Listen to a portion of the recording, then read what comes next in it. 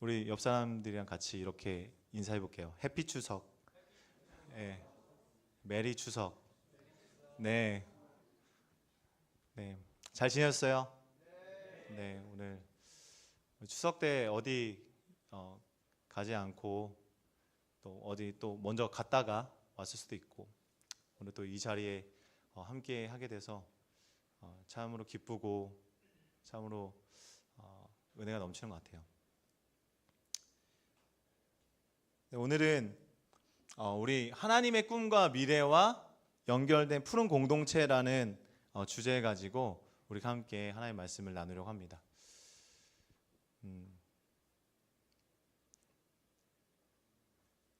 자, 여러분, 왜 넘겼지? 짠, 네, 오늘은 첫 번째 동상동몽 혹시 들어봤어요? 동상동몽? 네, 오늘 처음 들어봤어요. 우리 유년문 줄 알았어 나 지금. 네, 고마워요. 자, 우리 동상동몽 있어요. 하나님과 꿈을 함께 꾸는 푸른 공동체, 또 하나님의 미래와 연결된 푸른 공동체, 또 영광스러운 삶을 누리는 푸른 공동체인데 이게 오늘 어떤 의미를 갖고 있는지 우리가 함께 살펴보면서 하나님의 꿈과 나의 꿈이 어떻게 연결되어지는지, 또 하나님 보시는 그 미래가 어떠한 것이며 또한 내가 어떻게 바라보아야 되는지 오늘 말씀 속에서 그것을 깨닫고 또한 결단하는 저와 여러분 되기를 소망합니다. 네, 오늘 여러분들이 이런 얘기를 들을지 모르겠어요. 취업 언제 하니? 결혼 언제 하니? 다이어트 언제 하니? 뭐 이런 말 들어봤습니까? 네, 이런 질문을 들으면 이게 위로예요, 질문이에요, 관심이에요, 뭐예요? 그냥 잔소리지 않습니까? 그런데 이 잔소리들이 너무 많아서 이런 게 좀 유행을 했었나 봐요. 취업 언제 하려고 라고 이야기하려고 하면 20만 원 내야 되는 거예요. 이렇게 용돈을 줘야 돼요. 그래서 그런 이 메뉴판이 있습니다. 근데 제가 예전에 굉장히 어렸을 때 어른이 되면 이러한 잔소리보다는 꿈을 물어봐 줘야 된다는 말을 들어본 적이 있어요. 우리 아이들에게, 우리 청년들에게 너 꿈이 뭐니? 이게 정말 잔소리를 하려고 하는 게 아니라 너 뭐 먹고 살래? 이런 얘기가 아니라 정말 네가 하고 싶은 게 무엇이니라고 그 꿈을 물어봐 줄 수 있어야 된다. 부모라면, 어른이라면 그 꿈을 물어봐 줘야 된다라고 했어요. 그래서 그 꿈을 물어보고 그 꿈을 지지하고 응원해 주는 게 부모고 그리고 어른이다라는 거를 굉장히 어렸을 때 들어왔습니다. 그런데 오늘 우리도 이 꿈에 대해서 한번 우리가 생각을 해보려고 해요. 우리는 어떤 꿈을 갖고 있는가? 그런데 이 꿈이 단순히 내가 꾸는 꿈만이 아니라 하나님의 꿈과 어떻게 연결될 수 있는가? 우리가 그것에 대해서 오늘 함께 살펴보려고 합니다. 동상동몽, 하나님의 꿈을 함께 꾸는 푸른 공동체, 우리 첫 번째 주제 한번 보도록 하겠어요. 네, 여러분 이 산을 보면 어떤 생각이 드세요? 아름답다, 높다, 이런 생각이 들 거예요. 여러분 이 산을 보면은 어떤 분들은 와 진짜 험난하게 생겼네, 겁나 허벌나네, 이런 생각을 하고 이렇게 본단 말이죠. 굉장히 높고 굉장히 어렵겠다라고 생각하는 사람이 있고, 어떤 사람은 아름답다라고 생각하는 분들도 있을 거예요. 그런데 이들의 차이점은 뭐냐면 이 산이 험난하다고 느껴지고 이 산이 높다라고 여겨지는 사람들은 이 산을 오르려는 사람들이에요. 이 산을 오르려는 사람들은 이 경치가 보이는 게 아니에요. 이 산이 정말 험난하겠다, 높겠다, 내가 왜 여기를 왔지? 라고 생각하는 거죠. 그런데 그저 그 경치를 바라보는 사람들은 그 산을 오르려고 하지 않겠죠. 그냥 드라이브 하면서 여기 괜찮네, 여기 예쁘네 하고 그 산을 지나쳐 가는 거예요. 이걸 꿈으로 비유하면은, 꿈으로 생각해 보면 마찬가지입니다. 꿈을 가진 사람들은 그 꿈이 굉장히 어렵다라는 거죠. 힘들다. 이 꿈을 이루기에는 뭔가 부족한 것 같아. 이 꿈을 이루기 위해서 내가 뭔가 더 열심히 준비해야 될 것 같아. 험난하다. 너무 힘들다. 내가 왜 이걸 시작했지? 라고 생각할 것 같아요. 그런데 우리가 이 꿈이라는 거, 내가 정말 이루고 싶은 이 꿈이라는 것은 우리가 그렇게 험난하지만 그것에 대해서 우리가 도전해 가야 되는 거예요. 그래서 우리는 어떻게 이 꿈을 실현하기 위해서 어떻게 노력을 하냐면 사람들은 종이에 이것을 씁니다. 여러분 꿈을 종이에 써본 적 있어요?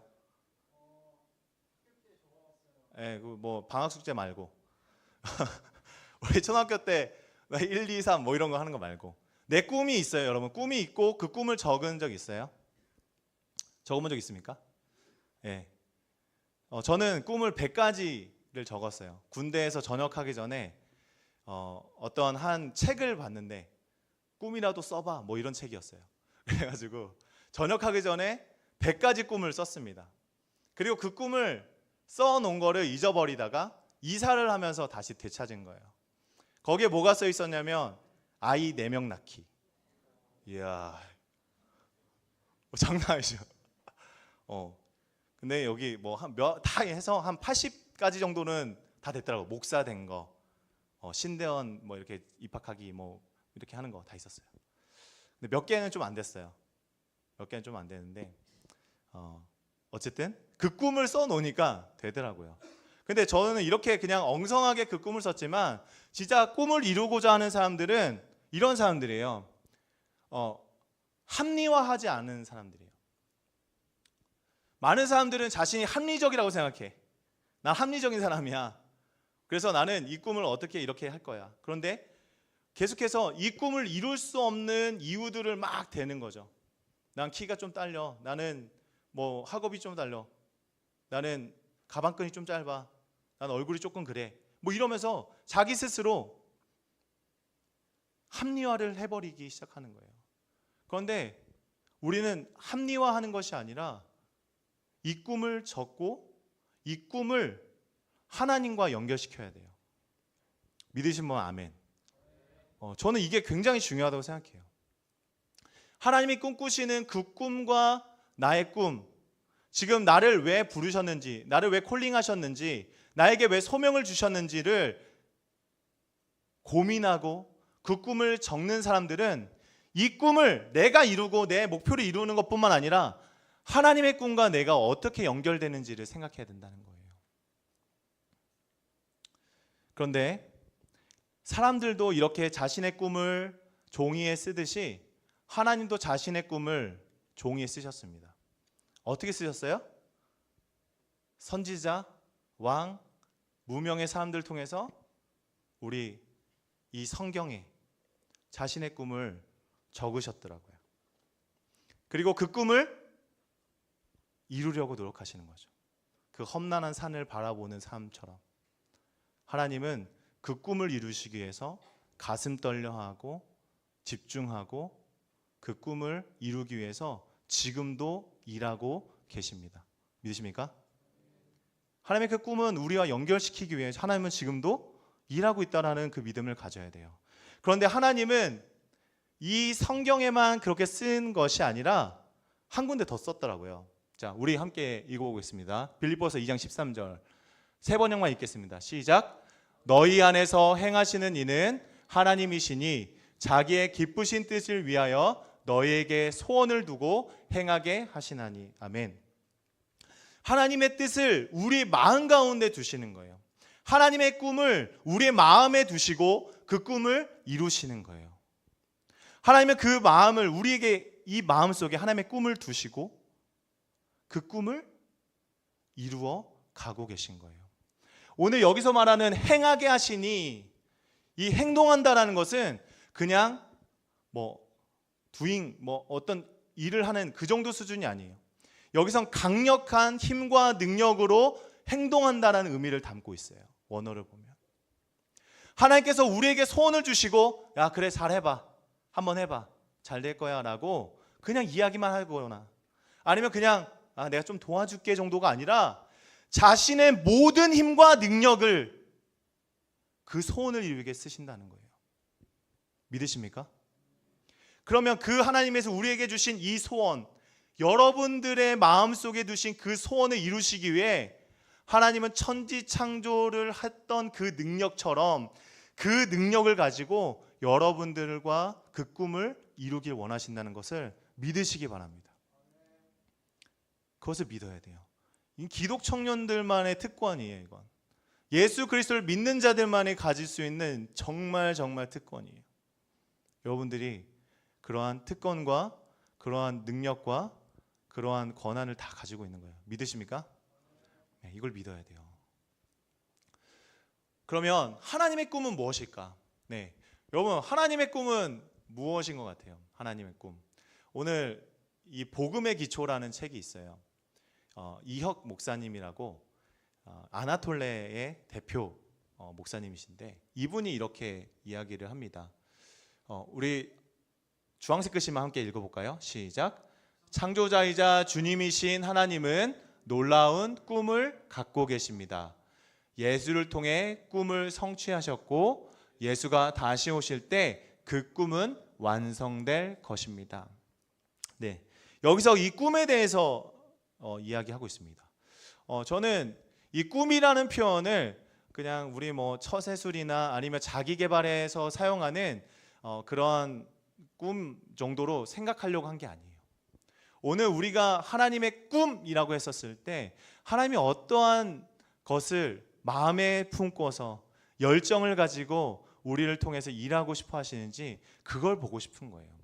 하나님께서 예수 그리스도를 통해서 성취하셨고 예수님이 언제? 다시 오실 때 완성하시는 그 꿈, 그 꿈에 대해서 이 복음의 기초는 이렇게 얘기해요. 성경에서 그렇게 이야기합니다. 뭐냐면 바로 안식이에요. 안식.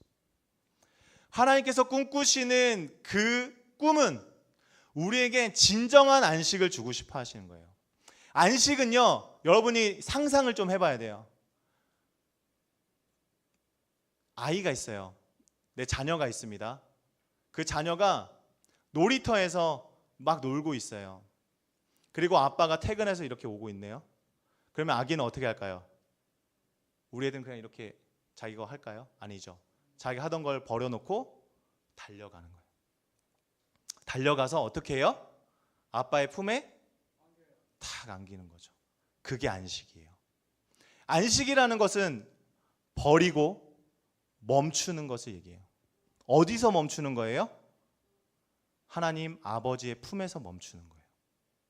하나님께서 원하시는 진정한 꿈은 그 아버지의 품에서 멈추는 거, 그 아버지의 품에서 안식을 누리는 거, 그것이 하나님의 꿈인 겁니다. 근데 그것이 언제 완성되는 거예요? 예수 그리스도가 다시 오시는 때에 완전히 완성된다. 아멘이십니까? 우리가 하나님의 그 꿈, 그 안식에 대해서 우리가 생각하면서 오늘 계속 말씀을 듣도록 하겠습니다. 네, 하나님께서는 우리에게 그 꿈을 보여주셔요. 오늘 17절 말씀을 보면은 우리 어떻게 되어 있습니까? 65장 17절 말씀을 보면 처음에 보라, 보아라 라고 이렇게 되어 있어요. 여러분, 하나님께서 우리에게 하나님이 어떠한 꿈을 꾸시는지를 보여주세요. 내가 어떠한 꿈을 꾸고 있는지 보라는 거예요. 들어라 라고 아니야. 여러분, 들어봐. 야, 내가 이런 꿈을 꿔. 나 이런 미래에 대한 소망이 있어. 내 장래희망 좀 들어봐가 아니에요. 뭐예요? 보라라는 거예요. 보라. 하나님의 꿈을 같이 보자는 거예요. 내가 만들 새 나라, 새 하늘과 새 땅의 모습, 내가 만들 그 새 예루살렘의 그 모습, 내가 만들 그 나라의 모습을 같이 보자는 거예요. 같이 꿈을 꾸자. 내 꿈과 함께 너의 꿈을 함께 꾸자라고 말하고 계신 거예요. 그런데 그 꿈을 보는 사람들은 어떻게 변합니까? 이전 것들이 기억난대요? 안 난대요? 기억나지 않는데요. 왜? 그게 최고니까. 우리가 지난주에 이 포도주를 이야기했었잖아요. 그렇죠? 가나의 혼인잔치에서 포도주를 먹었잖아요. 그런데 사람들은 그 최상급의 포도주를 맛보고 나서 어떻게 됐을까요? 다른 포도주를 먹으면서 이런 말 하지 않았겠어요? 야, 그 가나의 혼인잔치 때 그 포도주 진짜 맛있었는데. 지금 먹는 거, 이전에 먹었던 거 전혀 기억나지 않는 거죠. 하나님께서 주시는 그 최상급이 무엇인지, 하나님께서 주시고자 하는 그 놀라운 은혜가 무엇인지, 그 최상의 은혜를 맛본 사람들, 그것을 바라본 사람들은 이전 것들이 기억나지 않는 거예요. 이전에 있던 것들이 생각나지 않는 거예요. 혹시 여기 강동구 사시는 분 계십니까? 있나? 없어요. 제가 강동에 있는 리에라는 돈가스 집을 좋아합니다. 거기서 원하시면 사드릴 수 있어요. 근데 제가 그 리에라는 돈가스 집에서, 이거 받아 적으시는 분들이 있는데 지금, 리에라는 돈가스 집에서 그 돈가스를 먹고 나서 이제 남산 돈가스를 못 먹는 거예요. 이 돈가스의 최상급을 맛보았기 때문에 이제 남산 왕돈가스는 내 입에 들어올 수가 없어요. 무슨 말인지 알겠어요? 이전 게 기억이 안 난다는 거예요. 그 전에만 해도 이 남산 돈가스를 먹고 금왕 돈가스를 먹던 내 입이 이제 리에 돈가스 아니면 안 되는 거예요. 하나님께서 보여주시는 그 새 창조의 그 나라를 본 사람들은 이제 이 땅 가운데서 나를 만족시키거나 나를 흥분시키거나 나를 기쁘게 할 게 없다라는 것을 보게 하신다라는 것입니다. 그러한 하나님의 은혜가 저와 여러분들에게 있기를 소망합니다. 아멘. 그래서 예수님도 이렇게 말씀하셨습니다. 죄송합니다. 고린도후서 5장 17절에 이 바울도 이렇게 얘기합니다. 누구든지 그리스도 안에 있으면 그는 새로운 피조물입니다. 옛것은 지나갔습니다. 보십시오, 새 것이 되었습니다. 여러분, 이 피조물이라는 것은요, 물 좀만 마실게요. 죄송합니다. 피조물,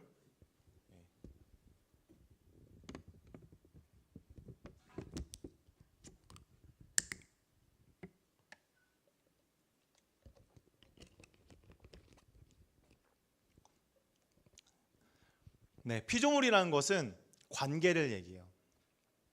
피조물은, 이 세상의 모든 피조물들은 관계를 갖고 있어요. 화분, 이 화분과 이 안에 들어있는 식물은 관계가 있죠. 그렇죠? 화분 안에 흙과 이 식물은 관계를 갖고 있어요. 이 세상의 모든 것은, 피조물들은 관계를 가지고 있어요. 그런데 이 관계가 바뀐다는 거예요. 새로운 피조물이 되었다는 것은 외형이 바뀐 게 아니에요. 관계가 바뀌었다는 거예요. 하나님과 죄인 되었던 우리가 이제 예수 그리스도 안에서 새 것이 되어서 새로운 피조물이 되어서 하나님과의 관계가 완전히 변화되었다는 거죠. 그러므로 하나님께서 보여주시고자 하는 그 꿈의 모습 속에서 이제 우리는 이 세상과 관계가 완전히 달라진 거예요. 이 세상 속에서 누렸던 것들이 이제 나와 관계가 없어지는 거예요. 뭐 퇴사해라 뭐 이런 말 아닙니다. 이제 이것을 통해서 내가 기쁘거나 이것 때문에 내가 슬프거나 이것 때문에 내가 염려되거나 이러지 않아도 된다는 거예요. 왜? 확실한 그 나라를 보았기 때문에. 믿으신 분 아멘. 네, 그거예요. 하나님의 나라를 본 자들은, 하나님의 나라를 맛본 자들은 완전히 그 피조물과의 관계가 달라지는 역사가 나타나는 것입니다. 혁신이란 말이 있습니다. 철학은 어떻게 삶의 무기가 되는가? 이 책인데 다른 건 다 어려운 말인데 이거 하나 잘 기억이 나더라고요. 여기서 혁신이란 과거와, 따라해볼까요? 과거와 완전히 단절하는 것이다. 네, 과거랑 완전히 단절하는 게 이게 혁신이래요. 아이폰. 아이폰 쓰면서 과거에 이 스마트폰들은 다 단절되었죠. 스마트폰이 아니죠. 핸드폰들은 다 단절되었죠. 마찬가지로 새로운 피조물이 된 자, 하나님의 꿈을 보아라 하고 하나님의 꿈을 같이 본 자들은 이제 이 과거와 이전 것들과 완전한 단절로 살아가는 거예요. 만약에 지금 내가 새로운 피조물로 예수 그리스도 안에서 새로운 거듭난 자로서 살아갈 때마다 계속해서 나와 관계를 맺으려고 하는 것들이 많을 거예요. 그 말 뭐냐면 이전의 습관 같은 것들이 있겠죠. 내가 좋아했던 거, 내가 그게 전부인 줄 알고 가지고 살아갔었던 거, 또는 어떠한 나의 어떤 죄된 습성들, 습관들, 이런 것들은 계속해서 나랑 계속 관계를 맺으려고 할 거란 말이에요. 그런데 혁신은, 믿음은, 그리스도 안에서 새롭게 된 새로운 피조물은 이제 그 관계를 끊어내는 거예요. 이전 것과 완전히 결별할 수 있는 주님의 은혜가 저와 여러분들에게 있기를 소망합니다. 아멘. 아멘이 적어요. 네, 완전히 단절하는 거, 다시는 엮일 수가 없는 거, 그게 바로 하나님이 주신 새로운 피조물의 변화이고 우리 하나님의 꿈입니다. 이게 지그지글러라는 부인데 우리 한번 읽어볼까요? 시작. 당신에게 입력되는 정보가 당신의 관점을 결정한다. 관점은 결과를 결정하며 결과는 미래를 결정한다. 이분이 아주 성경을 열심히 읽었나 봐요. 저는 그렇게 생각합니다. 우리에게 입력된 정보, 오늘 하나님께서 우리에게 보여주신 그 새하늘과 새 창조, 새하늘과 새 땅의 그 새 창조가 본 자들은, 그것이 입력된 자들은 이제 다른 관점을 가지게 된다는 거예요. 다른 관점으로 이 세상을 바라보게 되고, 다른 관점으로 관계를 바라보게 되고, 다른 관점으로 내 삶과 내 직업과 내 전공과 내 관계들을 보게 된다는 거죠. 입력된 정보가 자신의 관점을 바꾸고 자신의 결정을 바꾸고 자신의 미래를 바꾸게 되는 거예요. 여러분 안에 하나님이 보여주신 그 새하늘과 새 땅, 새 예루살렘, 예수 그리스도를 통하여서 주시고자 하는 그 놀라운 은혜들을 내가 가진 사람들, 그 말씀을 가진 사람들은 이제 다른 결정을 할 것이고, 다른 관점으로 세상을 볼 것이고, 다른 결과를, 다른 미래를 만들게 될 것입니다. 그럼 우리는 어떻게 그 미래를 볼 수 있는가? 이제 우리는 이러한 하나님의 새 창조를 본 이 정보를 가진, 이 믿음을 가진 새로워진 자들은 이제 하나님과 미래가 연결되어져야 하는 거예요. 우리 두 번째로 하나님의 미래와 연결된 푸른 공동체, 우리 함께 살펴보겠습니다. 네, 여러분 흑역사 라떼는 말이야 혹시 들어보셨습니까? 네. 우리 또 감사합니다. 네. 여러분 이 흑역사와 라떼는 둘 다 과거를 이야기합니다. 여러분 과거에 또 흑역사 있어요? 제가 사실은 흑역사 사진들을 막 늘려다가 은혜가 떨어질 것 같아가지고 못 넣었어요. 예. 그래서 이 과거, 이 흑역사라고 했을 때는 과거의 어떤 부끄러운 기억들, 잘못된 선택들, 뭐 이런 것들을 흑역사라고 하죠. 그런데 반대로 이 라떼는 말이야 이러면 사람들은 약간 자랑스러운 거. 나 때는 정말 힘들었어. 나는 정말, 그런데 난 잘났어. 이렇게 잘 하고 있어. 뭐 이런 거죠. 그러니까 이 라떼든지 뭐 흑역사든지 이 과거에 있다는 거예요. 여러분 과거로부터 지금 현재를 살지 않고 이 과거에 계속 살고 있는 사람들, 뭐 흑역사의 나쁜 기억들도 자신의 마음을 계속 억누르고 있고, 또 계속 옛날의 그 황금기를 막 생각하면서 있는 사람들은 그 현재의 발전이 없죠. 저는 그래서 이렇게 생각을 해요. 우리 읽어볼까요? 시작. 과거에 발목 잡혀 살지 말고 미래에 손목을 붙들고 살아가야 된다. 네, 저는 이 신앙생활에서 가장 중요한 부분이라고 생각해요. 과거에 어떠했든지, 과거에 내가 하나님과의 관계가 어떠했든지, 내가 과거에 어떠한 하나님의 은혜를 누렸던지 그거 상관없다는 거예요. 흑역사든 라떼는 말이든 내가 하나님을 통해서 누렸던 이 모든 것들은 다 그냥 예전의 것이에요. 지금 나의 현재를 살아가게 하는 것은 하나님의 미래예요. 믿으시면 아멘. 과거에 어떠한 영광을 두고서 우리는 신앙생활을 하는 게 아니에요. 절대. 우리가 과거에 했었던 결정들을 생각해 볼까요? 그 결정의 이유가 뭐였어요? 미래였어요. 미래. 내가 이것을 바라보면서 결정했던 거예요. 그러니까 우리의 현재의 삶을 이끌어가고 있는 것은 과거에 어떠한 스텝을 밟았기 때문이 아니에요. 과거에 어떠한 결정을 했기 때문에 지금 현재의 모습이 있는 것이 아니라 우리가 그 미래를 바라보기 때문에 현재를 살아갈 수가 있는 거예요. 이 현재의 의미는 미래에 달려 있어요. 우리 신앙생활의 의미는 하나님의 미래에 달려 있습니다. 한 책이 있어요. 이 퓨처 셀프라는 책인데 우리 한번 읽어볼까요? 시작. 미래와 연결되어 있는 나는 현재를 더 나은 행동으로 바꾼다 라는 책이에요. 저는 미래, 하나님께서 생각하시는 그 미래의 모습, 우리를 향하신 하나님이 우리를 향한 그 꿈의 미래, 그 미래가 없으면 지금 현재는 아무런 의미가 없어요. 어떻게 알 수 있냐면요, 고린도 전서의 말씀이에요. 우리 14절, 17절, 19절 말씀 우리 한 목소리로 크게 읽어볼게요. 시작. 그리스도께서 살아나지 않으셨다면 우리의 선포도 헛되고 여러분의 믿음도 헛될 것입니다. 그리스도께서 살아나지 않으셨다면 여러분의 믿음은 헛된 것이 되고 여러분은 아직도 죄 가운데 있을 것입니다.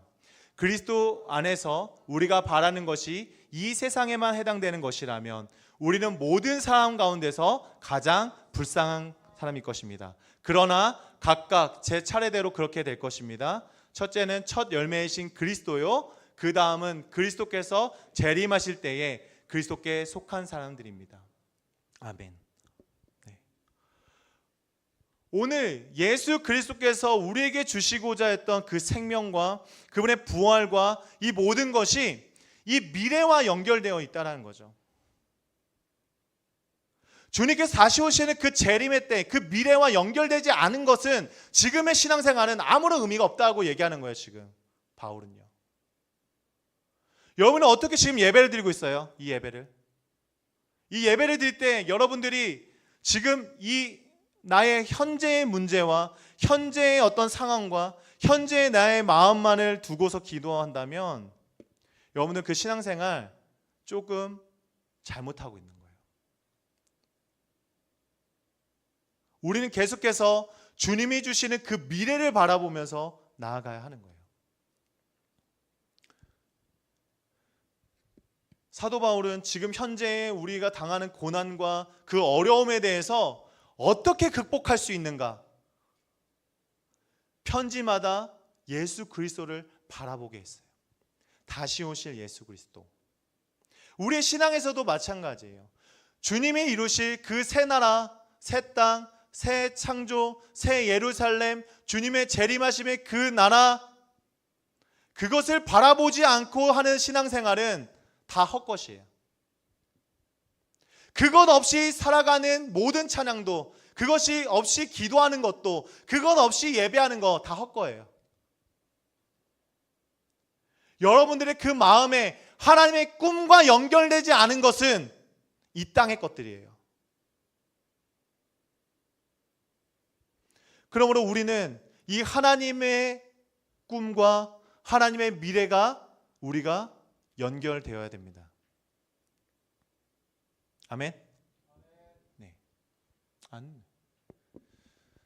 이사야가 하나님께서 꾸게 해주신 꿈을 이렇게 얘기해요. 오늘 본 말씀인데 여기 보면 울음소리와 울부짖는 소리가 들리지 않을 것이다. 몇 날 살지 못하고 죽는 아이가 없을 것이며 수명을 다 채우지 못하는 노인도 없을 것이다 라고 얘기합니다. 네, 오늘 이렇게 보면은 지금 뭐 제가 가져온 사진들 보면 지금 의료대란 때문에 뭐 이런 사건이 일어났잖아요. 아이도 죽고 많은 분들이 이제 죽고 있는데 울음소리, 울부짖는 소리가 들리지 않는다, 뭐 귀를 막으셨다, 뭐 이런 얘기 아니잖아요. 감정이 없어졌다, 이런 것도 아니란 말이에요. 이게 뭐냐면 하나님께서 완전하신 통치가 이루어졌기 때문에, 하나님께서 우리 가운데 완전한 통치, 세밀한 통치, 주님께서 다스리시는 그 역사 때문에 이제 누구도 울지 않고 울부짖지 않게 되는 거라는 거예요. 하나님께서 꿈꾸신 그 나라에 하나님의 완전한 통치로 인하여서 우리는 더 이상 울지 않아도 되는 거죠. 울부짖지도 않아도 되는 거예요. 분노를 터뜨리지 않아도 되는 거예요. 그분의 완전하신 그 통치와 다스림 때문에 그렇습니다. 마찬가지로 오늘 죽는 아이가 없을 것이다, 노인도 없을 것이다, 영원히 죽지 않을 것이다, 이 말은 단순히 오랫동안 살아간다는 것이 아니라 우리가 처음에 서두에 함께 보았었던 그 안식과 관련되어 있는 거예요. 우리 요한복음 3장 16절 함께 읽어보겠습니다. 시작. 하나님께서 세상을 이처럼 사랑하셔서 외아들을 주셨으니 이는 그를 믿는 사람마다 멸망하지 않고 영생을 얻게 하려는 것이다. 여기서 멸망이라는 거 있지 않습니까? 멸망. 이 멸망이 뭐죠? 네, 맞아요. 죽는 거. 우리에게 죽음, 이 멸망, 끝나는 거, 이것이 않고 하나님은 영생을 주고 싶어 하신다는 거예요. 그 영생은 어디와 연결되어 있냐면 하나님께서 주시고자 하는 안식과 연결되어 있는 거죠.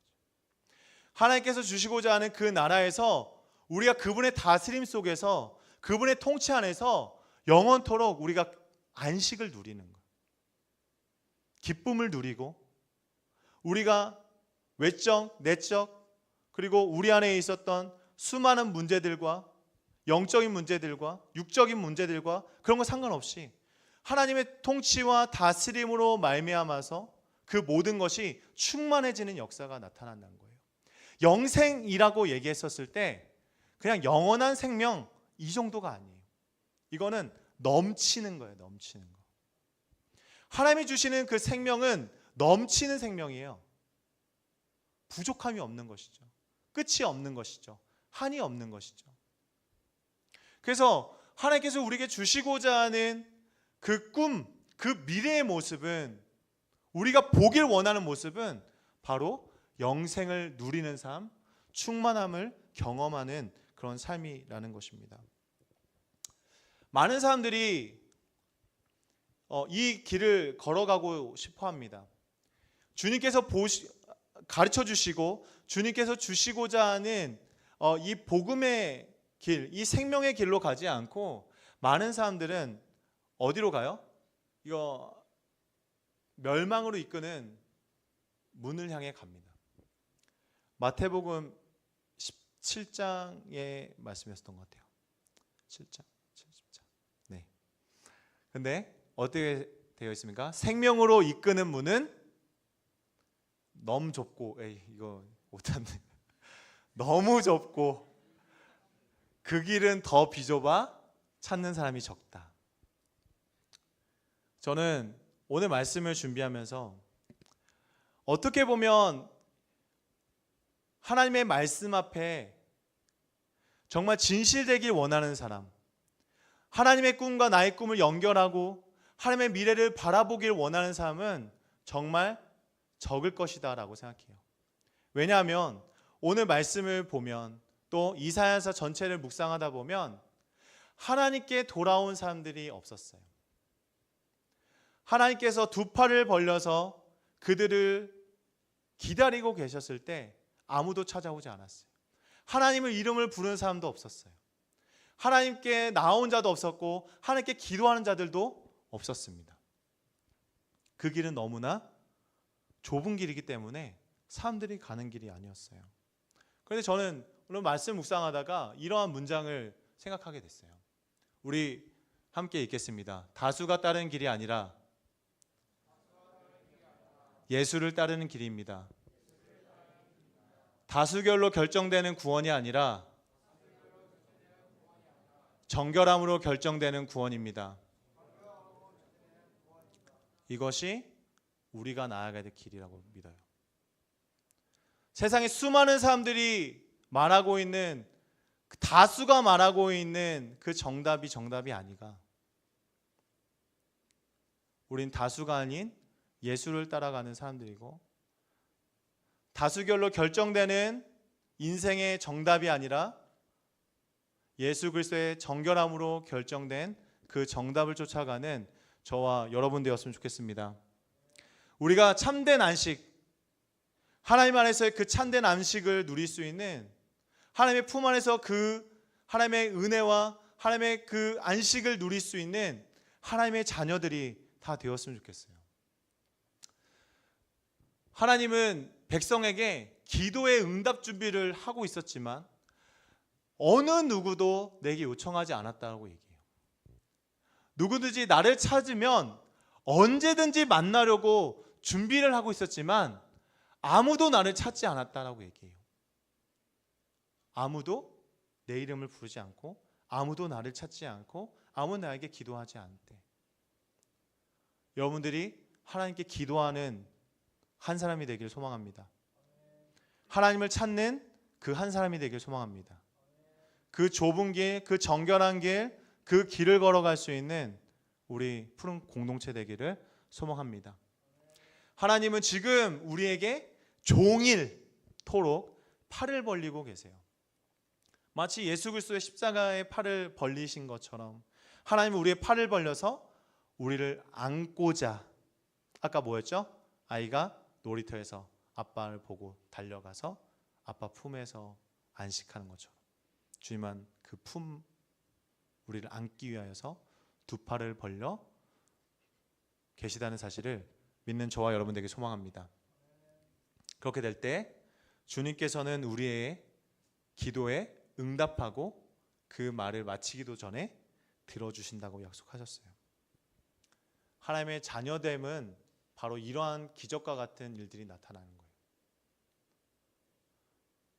저는 자녀가 넷이잖아요. 얘가 뭘 원하는지, 어떤 걸 원하는지 바로 알 수 있어요. 근데 크면 잘 모르겠더라고요. 근데 애기들은 정해져 있어요. 하나님은 우리가 무엇을 원하는지, 무엇을 기도하기 원하는지 이미 아시고, 이미 준비하시고, 이미 그것을 주실 거예요.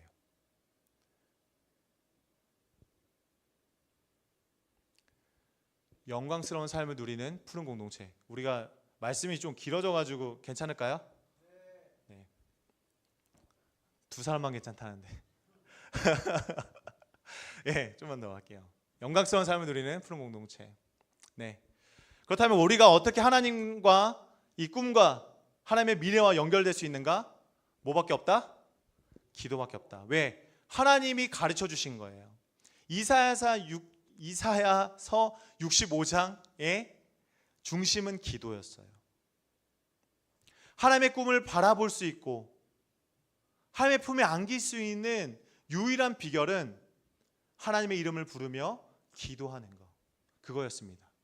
지키는 기도, 송중기 목사님께서 쓰신 책인데 여기서는 초라한 기도로 시작하라고 해요. 여러분, 초라한 기도로 시작하십시오. 초라한 기도가 뭘까? 막 고민하다가 이랬어요. 네, 뻔한 기도, 그냥 단순한 기도, 우리의 한숨, 우리가 그냥 하나님 앞에서 털어놓는 그런 이야기, 그 정도도 상관이 없어요. 그 기도로 시작하세요. 그 기도로 시작할 때 하나님 우리에게 변화를 주시고, 그리고 하나님의 크신 그 일을 우리에게 보여주실 거예요. 그리고 내 꿈과 하나님의 꿈을 연결시키실 것이고, 하나님의 그 미래가 무엇인지를 우리가 소망하게 되며 지금 내가 가지고 있었던 수많은 문제들이 문제가 아니라는 것을 깨닫게 될 거예요. 이전 것은 완전히 지나가고 난 새로운 피조물로서 다른 관계를 맺으며 살아갈 거니까. 그 기도가 저와 여러분들 가운데 있기를 소망합니다. 네, 뻔한 기도 시작하세요. 초라한 기도 시작하세요. 기도할 때 변합니다.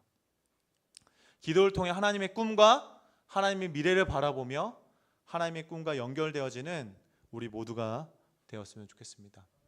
마지막으로 우리 25절 말씀인데 이리와 어린 양이 함께 풀을 뜯어 먹습니다. 그리고 사자가 소처럼 여물을 먹고 뱀이 흙을 먹이로 삼아요. 이게 무슨 말입니까? 네, 식성이 변한 거예요? 먹고 싶은데 뭐 채식주의가 된 겁니까? 비건이 된 거예요? 그런 게 아니란 거예요. 뭐예요? 삶의 모든 방식이 바뀌어요. 하나님의 미래를 바라보는 자들, 꿈을 꾸는 자들은 바뀌어요. 사자가 소처럼 여물을 먹어요. 사자가 생명을 유지하는 방식이 바뀐다는 얘기예요. 그리스도인으로 살아갑니까? 여러분의 삶의 목적도 바뀌고요. 여러분의 삶을 움직이게 하는 원동력도 바뀌는 거예요. 그게 어디서부터 시작하냐면 초라한 기도. 단순히 하나님의 이름을 부르는 것만으로도 시작할 수 있다. 이사야서 65장에 나의 이름을 불렀을 때, 나의 이름을 부른 것만으로도 나는 너에게 응답할 거라고 얘기했어요. 그 초라한 기도를 시작할 수 있는 저와 여러분들에게 소망합니다. 우리 결단의 시간 가졌으면 좋겠어요. 우리 나의 하나님이라는 찬양인데요.